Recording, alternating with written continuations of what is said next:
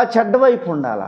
మంచి వైపు ఉంటే నువ్వు దేవుని వైపు ఉంటావు. చెడ్డ వైపు ఉంటే అది ఏం చేస్తావంటే లోకరీతిగా ఉంటావు. కాబట్టి మీరు అవిశ్వాసులేమో చూసుకోండి, దేవుని మీద నమ్మకం లేని వారేమో చూసుకోండి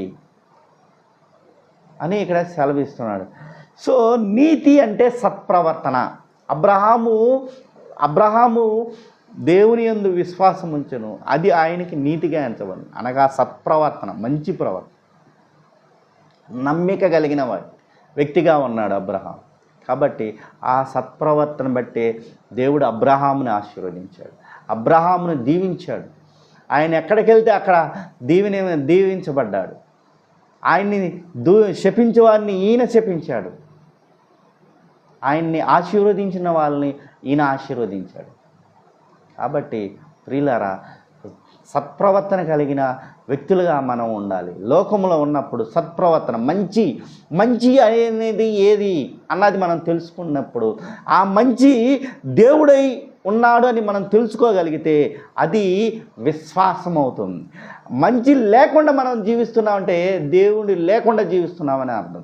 దేవుడు లేకుండా జీవిస్తున్నామంటే మనం అబద్ధముతో సహవాసం చేస్తున్నామని అర్థం. అబద్ధముతో సహవాసం చేస్తున్నాం. సత్యముతో సహవాసం చేసేవారికి అయితే విశ్వాస సంబంధాలుగా ఉంటాం. ఈ లోకాన్ని సృజించిన దేవుడు ఉన్నాడు, ఆయన సర్వశక్తిమంతుడని మనం తెలుసుకోగలిగితే, ఆ విషయాన్ని తెలుసుకోగలిగితే అది సత్ప్రవర్తన. ఈ లోకాన్ని సృజించిన వ్యక్తి సర్వజ్ఞాని అని మనం తెలుసుకోగలిగితే అది సత్ప్రవర్తన. ఈ లోకాన్ని సృజించిన దేవుడు తన జ్ఞానంతో సృజించాడని మనం తెలుసుకోగలిగితే అది సత్ప్రవర్తన.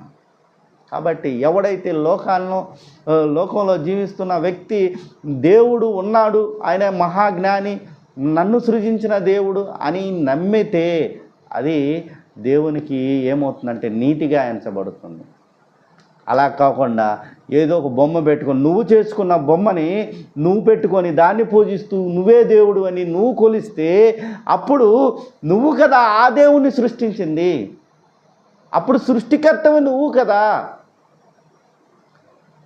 అబట్టి ప్రియులారా, మీరు అసత్యము వైపు ఉంటున్నారా, సత్యము వైపు ఉంటున్నారా అన్నది మీకు అన్వయించుకోవాలి, అనువర్తింపజేసుకోగలిగితే విశ్వాస సంబంధమైన క్రియలు, అవిశ్వాస సంబంధమైన క్రియలు అనేది మీకు తెలుస్తూ ఉంటాయి. కాబట్టి విశ్వాసము అనగా అది నీతి అనగా సత్క్రియ అనే మనం అర్థం చేసుకోవాలి. సత్క్రియలు అనేవి మనలో ఉన్నప్పుడు మనం దేవుని బిడ్డలుగా ఉంటాము. సత్క్రియలు లేనప్పుడు మనం దేవునికి అవిశ్వాసాలుగా ఉంటామని ఇక్కడ సెలవిస్తున్నాడు.